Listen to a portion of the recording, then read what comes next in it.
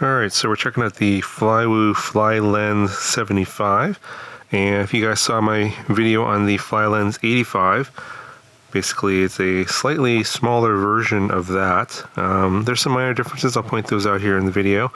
If you missed the video on the FlyLens85, go and check it out, I'll link it in the video description.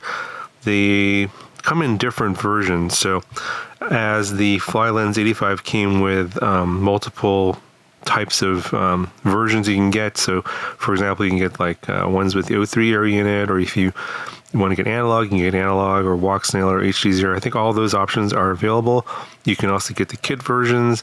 The 85 here was the kit version for the O3 Lite, which is the, you can see has the naked O3 camera on there and the naked O3 area unit in the bottom.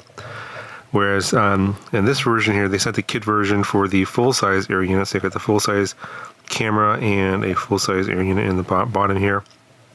And of course, it comes with different receiver versions: no receiver, Express LRS, TBS, Crossfire, etc. So the electronics, I believe, are the same. Same flight controller board that's in here. It's a F405 all-in-one. It's got the right-angled micro USB port coming up the top here, and the 1003 14,800 kV motors are on this one. I believe these are also the same kV as were on the FlyLens85, but we got different props, of course. So this being 75 millimeters is smaller. You got smaller props. You got these 40 millimeter, or I guess 1.6 inch Gemfan 1609 four-bladed props. And again, we're still in this pusher configuration here. 2 millimeter plate here for holding all the motors and the electronics, and also the camera mount. They do have this updated mount here, so you can go with the 3-screw M1.6 inch screws here for these smaller motors, or if you want to go for, if you buy the frame kit, you can go for some different bigger motors. I think these are M2 holes for 2 screws here. I believe they also updated the FlyLens85 frame to the same format. I've got the original frame here since this is an early release, but they have updated that frame as well, so that's what it would look like, something like this. And it's got the same dampened camera mount here for your HD camera, so you got 3 rubber dampeners, 2 in the front here and then 1 in the back, like that, and that prevents any jello getting into the video footage, which is important for something like this as a Cinewhoop. And you can see we got pretty good camera clearance here for the ducts. I didn't have any issues with these ducts, the prop guard showing up in the video footage. So something to note that's different is this part right here. It's kind of hard to see. They're calling this a Y structure or something like that. Basically what it does is it allows so the prop guards are mounted on these corners here, as you can see on the outside of this 25 millimeter mounting point. It's on a little bit further out, and so this forward one here, there's a little, I think it's an 1.6 inch screw that goes up through the hole here and into this little mount that goes right here. So it's very kind of hard to see. It doesn't really, the camera's not going to be able to focus. But basically, it screws into that, and then it kind of swoops backwards, and then mounts into these 2 screw points here that are behind the camera mount, right here and here. And that's because this frame is smaller than the FlyLens85, so they needed that sort of design modification so that they can use the same camera mounting system here.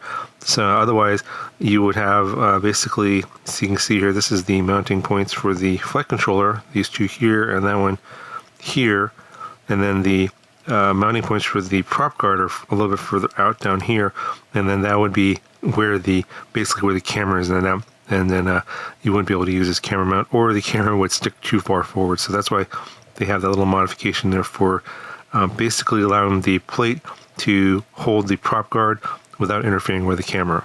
So the flight controller on this one is, again, the same one with the built-in Express LRS receiver. It's serial, but they have changed the antenna, so now it's just a single whip antenna coming out of the back here like this. These are the antennas for the O3 air unit, and I don't like this design here. I didn't really like it on the 85 either. they have these kind of sticking up like this and then kind of straight up, and then you have your receiver antenna kind of right where the video transmitting antenna is, which is, I think, not a good idea. So you have the T antenna here because this can handle the extra weight, but when you get to something smaller, they decide to go with a whip antenna here, a single one, just to reduce the weight. Now I noticed that because of they basically have 3 antennas here like this sticking out in the same spot, you can't, I get some RSSI link quality errors when I'm not even flying that far away, and that's because the video transmitting antenna is right next to the receiving antenna, so that kind of blasts any kind of radio signals that are coming in here. So you probably, if you really want to take this a little bit further away, like more than, say, maybe a few hundred meters, you're probably going to want to, instead of having the video antennas coming out of the top here like this, you probably wanted maybe having coming out the back here, maybe tape it to the, or glue it to the back of the prop guards over here, or have it come out through here and out the side over here between the 2 propellers, and between the 2, basically right in the center here, have it stick out kind of right there, but kind of away from the propellers on both sides.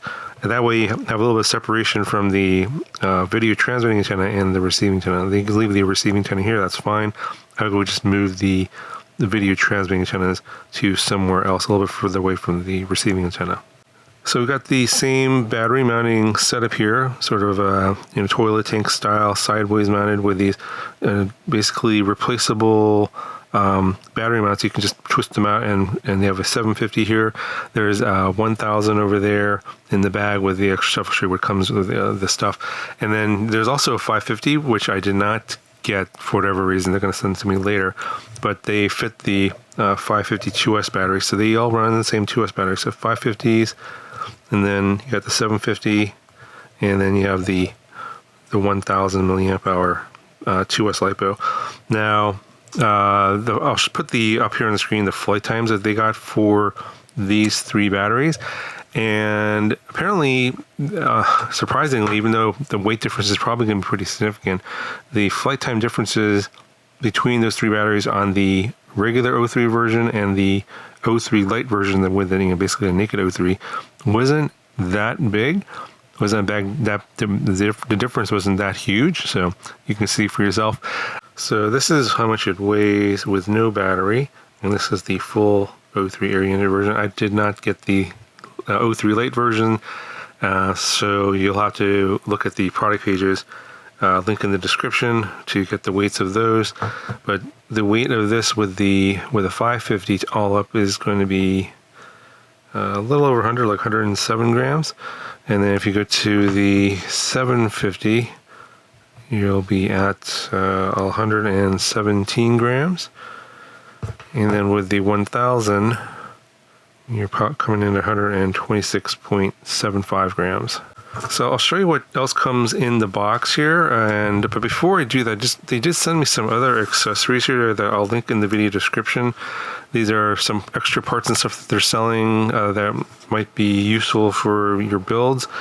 So they have the new O3, the naked O3 camera. This is the same one that's on AliExpress, but and I think I posted something on my community page about this as well. It's exactly the same.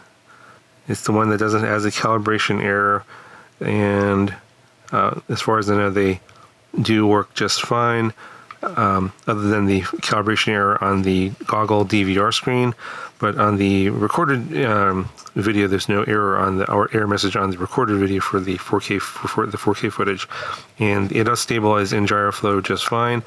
So I'll link this in the video description. They're selling this for like $20-something, so pretty good price. And then they have this O3 Connect cable. So this is the cable that goes between the 2 boards on a naked O3. This is what they looks like here.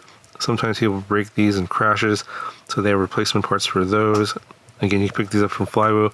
The one thing they forgot to send me was the 60 millimeter cable that goes between the camera and the O3 air unit. They also sell those as well. I think those are like $12. They have these bottom foam pads for both the 75 and 85. It's these right here. That's what they look like. There's a little sticker that goes on the bottom, and you basically land the drone on that instead of on the plastic part. This part right here. And so you can see on the 85, they didn't have these available at the time. I will be sticking one of these on here. Those are available separately. So if you bought the 85 originally, you can pick that up. The link will be on the video description, and just stick this on the bottom here. It provides a little bit of cushion on landing. And then I believe they sell these cages, this plastic cage as well. If you break these, they sell that as a separate part as well. You can pick that up at FLYWOO. So they have this TPU part here for the naked 03 camera. So for those of you that were looking for more protection, you're supposed to put this on. You take basically before you put the ND filter on. So you take the ND filter off, stick this on here. There's a video on the page for this on how to install it. I think you have to like put it in one side or over the other, and then you put the ND filter or UV filter inside there. This gives the camera the camera a little bit more protection. So this is also available as a separate purchase. So in terms of the stuff you get in the box, they do come with the different battery trays. Mine came with the 750 pre-installed. The 550 and the 1000 should be in the bag. For whatever reason, I only got the 1000. They'll be sending me the 550 later. Get a spare set of the 1609x4 gem fan props. These are the 1.6 inch or 40 millimeter propellers. You're going to get this right-angled USB-C cable, and I think it is meant for when you put the 03 air unit in here. I think I put mine in upside down. I'm not 100% sure if I did or not, but yeah, it's so that you can get access to the USB-C port. But I just use the micro SD card slot to record my video files. Get this pretty common Phillips head screwdriver for these tiny screws. You're going to get a bag with a whole bunch of extra screws and stuff, spares that you might need later, as well as the screws you need to mount the 03 air unit, and they're all nicely labeled. And this was also included as well as a little TPU part here for the camera. This goes on this right here, I believe. You put the UV filter on first, and then you slide this over the top. But I'm not really doing anything crazy, so I elected not to put this on. Last but not least, you get a wiring diagram for your flight controller, so make sure you store this somewhere safe, because you want access to this information later. It might not be available on their website if it's far into the future, and then of course you get your stickers. Alright, so back to the FlyLens75 on the installation of the 03 air unit. They do have a installation video on how to do that, so I'm not going to cover that in this part of the video. I'll link that in the video description. So going with the larger air unit, obviously it's going to be a lot heavier. This is kind of more comparable to the Acroby 75 from Newbie Drone that I reviewed with the full-size air unit. With the big difference in that is using a pusher setup here instead of a regular setup, and that means that you can go with this wider motor, and it's not going to be blocking the thrust. So that's why Newbie Drone, with their prop being on top, the motor shaft or the motor stator width has to be narrower. So they went with the 0804 motor versus the 1103, so that less of the prop's thrust is being blocked on that setup. But this is in terms of like flight time and kind of what you would kind of expect in terms of power. It's going to be pretty similar to that, because it's basically the same prop size and about the same weight, although with the bigger batteries this weighs a bit more. Although on that model I didn't have an opportunity to try any of the bigger batteries, because the tray only fits that one particular battery size, the 2S450. In terms of flight characteristics, I obviously like the pusher setup better, and then the sideways battery feels better to me, at least in terms of controlling it. In terms of the PID tune, the 750 felt the best out of the three batteries, because it only comes with a single PID tune. It's strange that manufacturers now are giving you 3 different battery options, but not giving you 3 different PID tune options, which they think they should, because Betaflight has the ability to give you, there's 3 PID profiles in there that you can have 3 different ones to choose from. And so what I suggested to FLYWOO is make a profile for each of the different batteries, because they tend to fly differently. Even though it's the same PID tune, the weight makes a difference, and then you have different things come out. Like on the 550, I have a lot of prop wash oscillation. I don't get that on the 750 or the 1000. I think it's because they probably tuned it for a certain weight, and I'm not exactly sure which battery they use. But yeah, they have 3 PID profiles in there. If they're offering 3 different batteries they could use, then they should should tune this and for each battery and put it into each of the 3 different profiles, so you can switch back and forth, and then basically you don't have to compromise on which battery you would want to use in a certain situation, because there'll be a PID tune for each of the batteries and each weight. That being said, flew great on the 2S750 at this weight. Very stable, even outdoors. I released a video in the Jungle Gym demo flight on my second channel previously, so you can see that's very stable, even outside, and I have a really good control. I can go through all kinds of gaps, no problem. Now, I did do a narrated flight as well, and I'll link that in the video description as well on the 2S550. And you'll see that there's prop wash oscillations coming out when I do some more aggressive flying. So I think this might have been tuned for the heavier battery. I'm not 100% sure, but yeah, it's not exactly the right tune for that battery, but it seems to be the right tune for the 2S750. Anyway, I'll link everything down in the video description, all links to all the products, as well as the additional videos that you would want to check out in terms of the footage. That'll do it for this video. I'll talk to you guys in the next one.